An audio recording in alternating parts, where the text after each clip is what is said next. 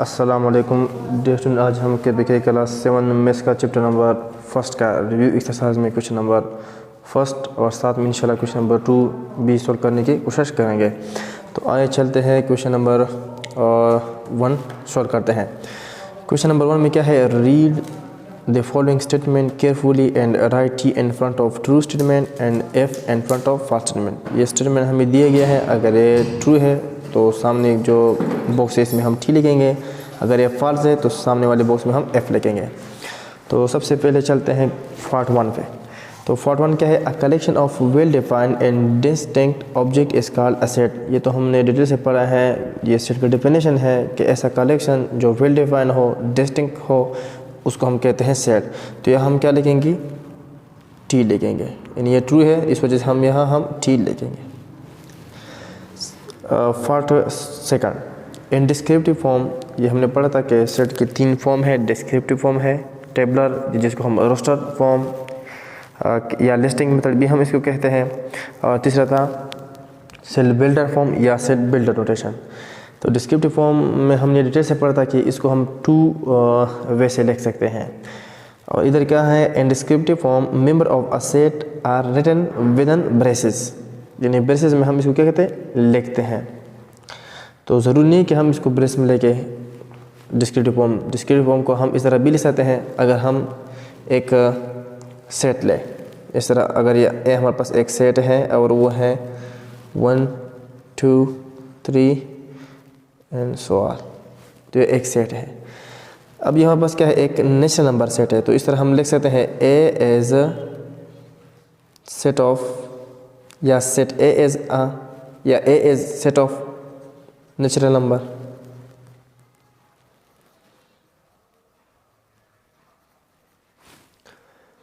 या इसको अगर हम इस तरह लिख लें कि यहाँ ए लिख लें, साथ में इक्वल लेके और ब्रेस लेके और फिर लेके सेट ऑफ नेचुरल नंबर। तो ये भी हमारे पास क्या है, ये भी हमारे पास डिस्क्रिप्टिव फॉर्म है, लेकिन यहाँ क्या इस्तेमाल हुआ है, ब्रेस। और यहाँ ब्रेस नहीं ही इस्तेमाल हुआ है, लेकिन फिर भी हमारे पास क्या डिस्क्रिप्टिव फॉर्म है, क्योंकि इसको हमने डिस्क्रिप्शन के फॉर्म में लिख लिया। तो दोनों सूत्र हमने लिख लिया, हालांकि यहाँ हमारे पास ब्रेस यूज़ नहीं है। तो यहाँ क्या है कि डिस्क्रिप्टिव फॉर्म में हम क्या इस्तेमाल करते हैं, ब्रेस। तो ये ज़रूरी नहीं है, इस वजह से हमारे पास क्या है, फॉल है, हमारे पास फॉल्स, तो एफ लिखेंगे। तीसरा क्या है, if A intersection B equal to empty. If A intersection B equal to empty, then set A and B are called overlapping set. तो हमने टाइप्स ऑफ सेट में डिटेल से पढ़ा था कि ओवरलैपिंग सेट वो है जिसमें कम से कम एक एलिमेंट तो क्या हो, कॉमन हो। जब एक एलिमेंट कॉमन हो 2 सेट में, मिसाल के तौर पर अगर मैं इधर लिख लूँ, ए हमारे पास एक सेट है और वो है 1 2 3, और बी भी हमारे पास एक सेट है और वो है 0 2 4। अब अगर इसका मैं इंटरसेक्शन ले लूँ तो A intersection B equal to, intersection में हम कॉमन एलिमेंट लेते हैं दोनों सेटों में जो कॉमन हो, तो वो क्या है, 2 है, तो इधर हम लिखेंगे 2। और ये सेट क्या है, आपस में ओवरलैपिंग है। क्यों? क्योंकि इसमें एटलीस्ट 1 एलिमेंट कॉमन है। ओवरलैपिंग सेट की डेफिनेशन ये था कि अगर 2 सेटों में कम से कम एक एलिमेंट कॉमन हो, लेकिन एक सेट दूसरे सेट का सबसेट ना हो। सबसेट भी हमने डिटेल से पढ़ा है। तो ओवरलैपिंग सेट का हमेशा जो इंटरसेक्शन आएगा वो नॉन एम्प्टी आएगा, यानी एम्प्टी सेट नहीं आएगा। अगर इस तरह बिलफर्ज इस तरह आ जाए 1 2 3 और बी हमारे पास इस तरह हो ए बी सी, अब ये हमारे पास क्या है, डिसजॉइंट सेट है। ऐसे 2 सेट जिसमें कोई भी एलिमेंट कॉमन ना हो, अगर इसके हम इंटरसेक्शन ले A intersection B equal to, तो क्या आ जाएगा, इसमें कोई भी एलिमेंट कॉमन नहीं है और इंटरसेक्शन में हम सिर्फ और सिर्फ कॉमन एलिमेंट लेते हैं, तो इस वजह से इसका जो आंसर आएगा वो एम्प्टी आएगा। तो डिसजॉइंट सेट का इंटरसेक्शन हमेशा एम्प्टी सेट आता है।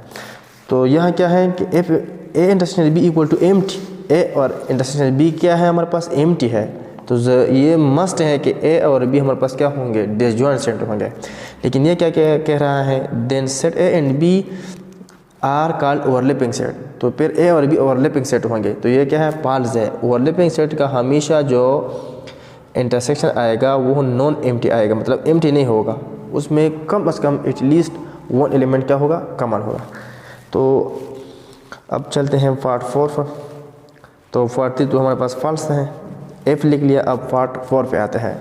पार्ट 4 में है difference of two sets A difference B consist of all those element of set A which are not in B.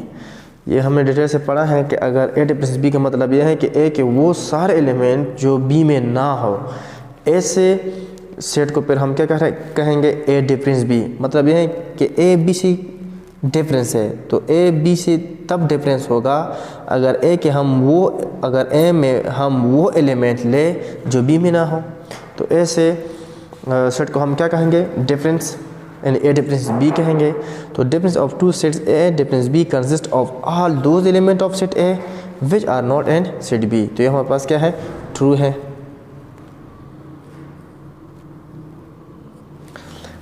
और part 5 U difference A is called complement of A. ये हमने detail से पढ़ा है कि अगर हम यूनिवर्सल सेट से किसी भी सेट का डिफरेंस ले लें तो उसी सेट को हम क्या कहेंगे, कॉम्प्लीमेंट कहेंगे। अगर हमने यू डिफरेंस बी लिख लिया तो हम बी कॉम्प्लीमेंट कहेंगे। अगर हमने यू डिफरेंस सी लिख लिया तो हम सी कॉम्प्लीमेंट कहेंगे। अगर हमने यू डिफरेंस यू ले लिया तो फिर हम कहेंगे कि ये हमारे पास क्या है, यू कॉम्प्लीमेंट है। यानी यूनिवर्सल सेट के साथ किसी भी सेट का जब हम डिफरेंस लेते हैं यूनिवर्सल सेट के साथ, तो वो सेट हमारे पास क्या होगा, कॉम्प्लीमेंट होगा। तो ये हमारे पास क्या है, अब कॉम्प्लीमेंट है, तो ये हमारे पास क्या है, ट्रू है।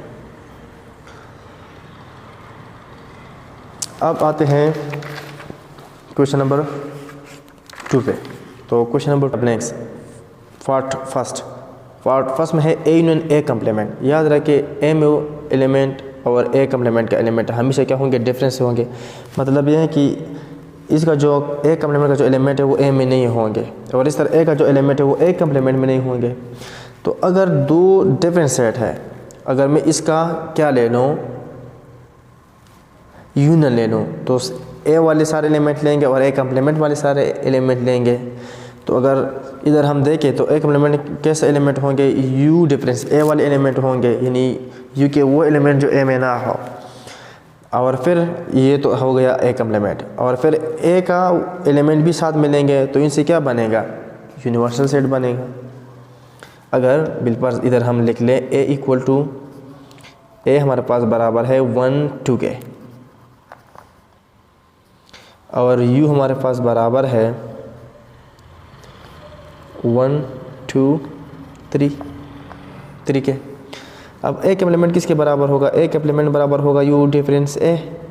इसका मतलब यह है कि u के वो एलिमेंट जो ए में ना हो, यानी u डिफरेंस ए का मतलब ये होगा u वाले एलिमेंट क्या है 1 2 3, डिफरेंस ए वाले क्या है 1 2। तो u डिफरेंस ए का मतलब ये है कि u के वो एलिमेंट जो ए में ना हो वो क्या है, सिर्फ 3 है, और इसको हम क्या कहते हैं, ए कम्प्लीमेंट कहते हैं। अब ये हमारे पास क्या है, ए कम्प्लीमेंट है। तो अगर हम ए यूनियन ए कम्प्लीमेंट ले लें तो ए में क्या है 1 2, यूनियन ए कम्प्लीमेंट में क्या है, सिर्फ 3 है। अब अगर इसका हम यूनियन लेंगे तो क्या होगा 1 2 3, यूनियन में हम सारे एलिमेंट लेंगे 1 2 3, तो ये हमारे पास क्या है, ए यूनियन ए कम्प्लीमेंट। अगर आप इधर देखें 1 2 3 किसके बराबर है, 1 2 3 बराबर है यू के। तो इस वजह से ए यूनियन ए कम्प्लीमेंट में हम क्या लिख सकते हैं, ए यूनियन ए कम्प्लीमेंट में हम ले सकते हैं यू। तो एम्प्टी कम्प्लीमेंट का मतलब क्या है, मतलब अगर मैं लिख लूँ एम्प्टी कम्प्लीमेंट तो इसका मतलब ये होगा यू डिफरेंस एम्प्टी। इधर हम लिखेंगे यू डिफरेंस एम्प्टी, यानी यू एम्प्टी से किन किन एलिमेंट से डिफरेंस है, तो सारे यू से। तो यू कम्प्लीमेंट, तो एम्प्टी कम्प्लीमेंट का मतलब क्या है, यू डिफरेंस एम्प्टी, और यू डिफरेंस एम्प्टी का मतलब ये है यू। तो इधर हम लिख सकते हैं you.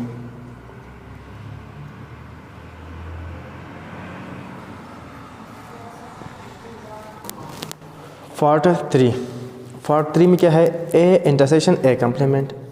Part 3 A intersection A complement. तो ए हमारे पास अगर ये हो और ए कम्प्लीमेंट हमारे पास क्या है 3 है, तो अगर इसका हम इंटरसेक्शन ले लें तो इसमें इंटरसेक्शन में हम कॉमन एलिमेंट लेते हैं, तो इन दो सेटों में कोई भी एलिमेंट कॉमन नहीं है, तो इधर हम क्या लेंगे, एम्प्टी सेट।